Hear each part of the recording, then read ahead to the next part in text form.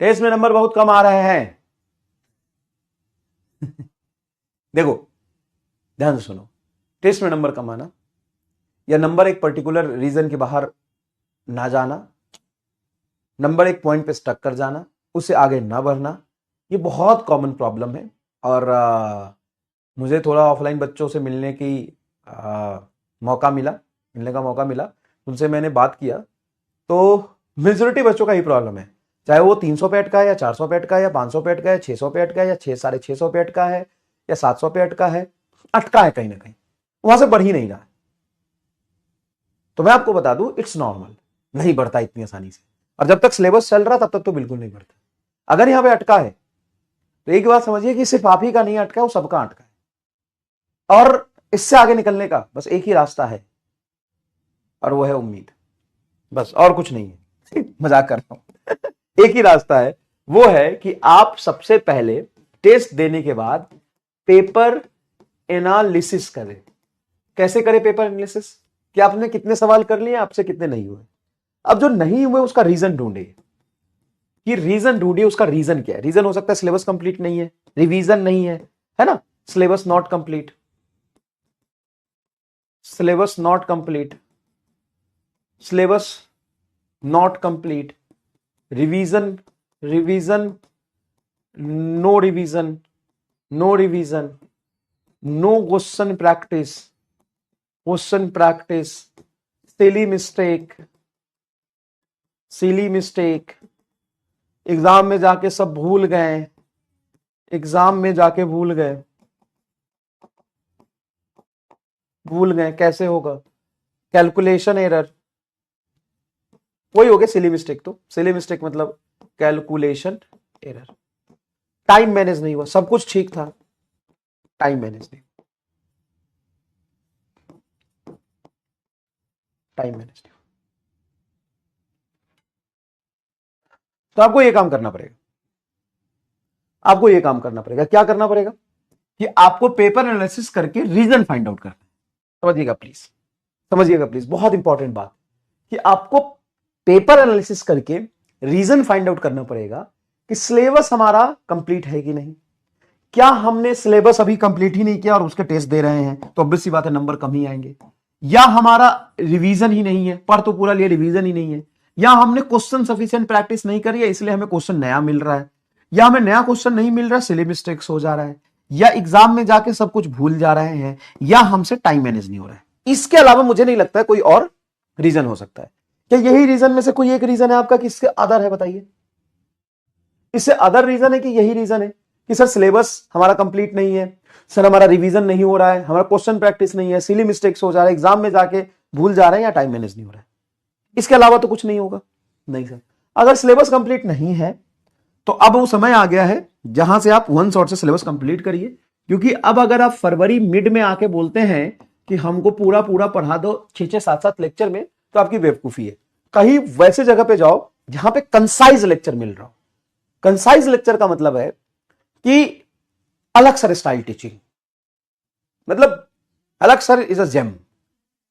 अगर बात करें ये कंसाइज टीचिंग की बात हो तो मैं मतलब सडन मैंने बोला लेकिन सही बोला है। अलग सर की टीचिंग बहुत ही कंसाइज है। वो तुमको बताएंगे कि भाई देख ऐसा है कि तू बायो है, वो सीधा बोलते हैं, है ना, सीधा मुंह पे बोलते हैं तू बायो है, तू गधा है तो बोलते हैं कि नहीं, हाँ तो तू बायो है। अब तू रिसर्च तो कर नहीं सकता फिजिक्स में, ऑलरेडी तुम्हारा सिलेबस पेंडिंग में है, तो तू अगर ये सोच रहा है कि तू इसरो का साइंटिस्ट बन जाएगा तो तू गधा है, तू बायो है। तू देख ये फॉर्मूला होता है और इस फॉर्मूले में ये सवाल आता है, इसको इस तरीके से हमें करना होता है। तो कंसेप्ट की क्लियरिटी, उससे डायरेक्ट सवाल और उस सवाल को सॉल्व करके दिखा दिया। समझ में आया कि नहीं है? तो अलग सर ऐसे ही नहीं बने। वो एक बहुत बड़ा प्रॉब्लम जो बच्चों का होता है उसको सॉल्व किया उन्होंने, मतलब एकदम दिल से रियलिटी बता रहा हूं। उन्होंने उस प्रॉब्लम को रियलिटी में सॉल्व किया था कि हम बायो है, हमें फिजिक्स में कोई रिसर्च करनी नहीं है, हमें क्या करना है, हमें समझना है कि नीट में सवाल कैसा आएगा, उसमें कंसेप्ट क्या है और किस तरीके से वो सवाल सॉल्व होता है। तो आप देखें तो अगर आपका अभी आके सिलेबस कंप्लीट नहीं हुआ है, चैप्टर पेंडिंग है, तो आप वन शॉट ऐसा ढूंढे जिसमें एकदम कंसाइज वे में काम की बातें हो, कोई रायता नहीं फैला हो, कोई शक्ति प्रदर्शन नहीं हो, है ना, कोई वहां पे रिसर्च में एनालिसिस नहीं हो, सीधा सीधा आपको बताए कि भाई फिजिक्स बहुत मुश्किल नहीं है, ये कुछ फॉर्मूले होते हैं, इसको आप समझिए, उसके क्रिटिकल कंडीशंस को देखिए, उसको कैसे अप्लाई करना होता है, कैसे क्वेश्चन आते हैं, वो कंसाइज लेक्चर ढूंढे। ठीक है, सिलेबस नहीं कंप्लीट है तो यहां से करें, रिवीजन नहीं हुआ है तो सेम चीज कि आप अपने शॉर्ट नोट से रिवीजन करने की कोशिश करें। अगर अभी तक नहीं बनाया तो नोट्स बनाए, शॉर्ट नोट्स, अगर अभी तक आप नहीं बनाए तो। जब तक ये चीज आप नहीं करेंगे, रिवीजन आपका कभी भी कंप्लीट नहीं होगा। पूरे नोट्स देख के शॉर्ट नोट्स बनाए, या मेड इजी के पीडीएफ ले ले, या मेड इजी के पीडीएफ ले ले।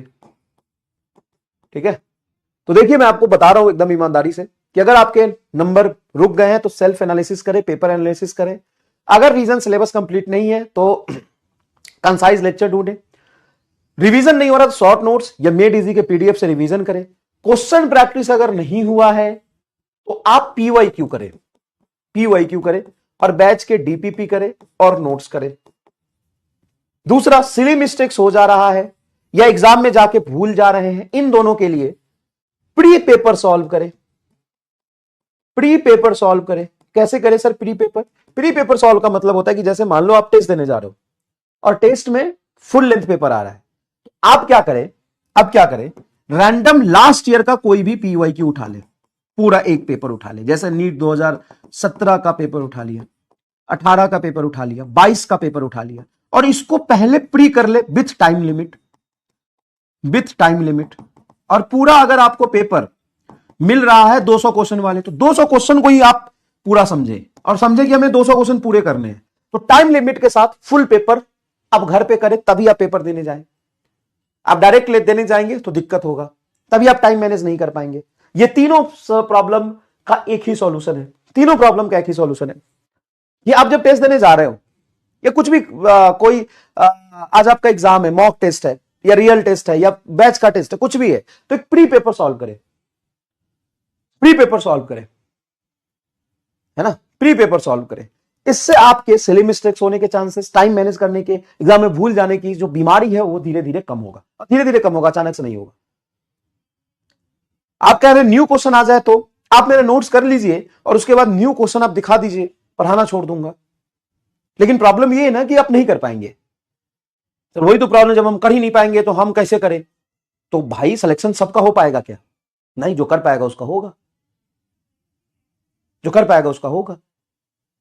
और रटिए नहीं, कंसेप्ट को समझिए और चीज करिए, तो ये आपके सारे समस्याओं का समाधान।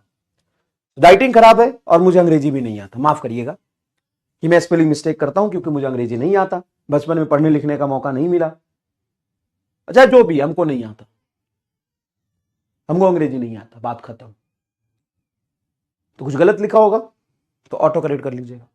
दूसरी बात, यही काम करना, फिर से मैं रिपीट करता हूं, अगर आपके नंबर अटक गए हैं, नंबर नहीं बढ़ रहे हैं, चाहे जहां भी अटके हैं, तो ये 5 प्रॉब्लम 6 प्रॉब्लम में से आइडेंटिफाई करिए। सिलेबस कंप्लीट नहीं है, रिवीजन नहीं है, क्वेश्चन प्रैक्टिस नहीं है, उसका अलग अलग सॉल्यूशन है, और लास्ट के तीनों समस्या का एक ही सॉल्यूशन है। ठीक है, ठीक है, और सारा प्रॉब्लम एक साथ है तो आपका सॉल्यूशन है उम्मीद और उत्थान।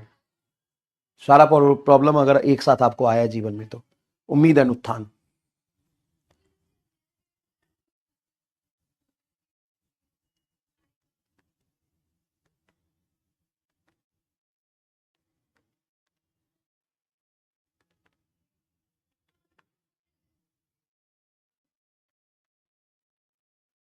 चलिए, क्लियर है क्या?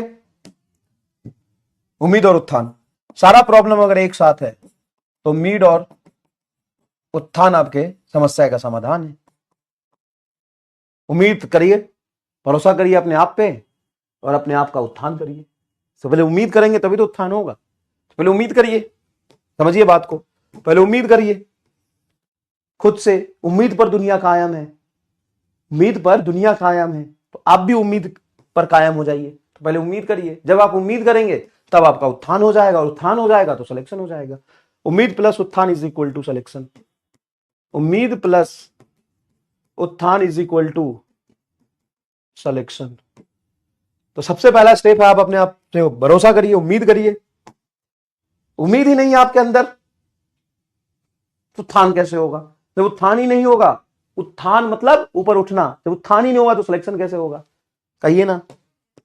तो सबसे पहले आप उम्मीद करिए, जब तक आप अपने आप से उम्मीद नहीं करेंगे, जब तक आप उम्मीद पे भरोसा नहीं रखेंगे, जब उम्मीद नहीं करेंगे, उम्मीद पर दुनिया कायम, उम्मीद करिए, उम्मीद करिए, फिर उत्थान करिए, फिर सिलेक्शन लेके जाइए, दोनों करना पड़ेगा, एक से काम नहीं होगा।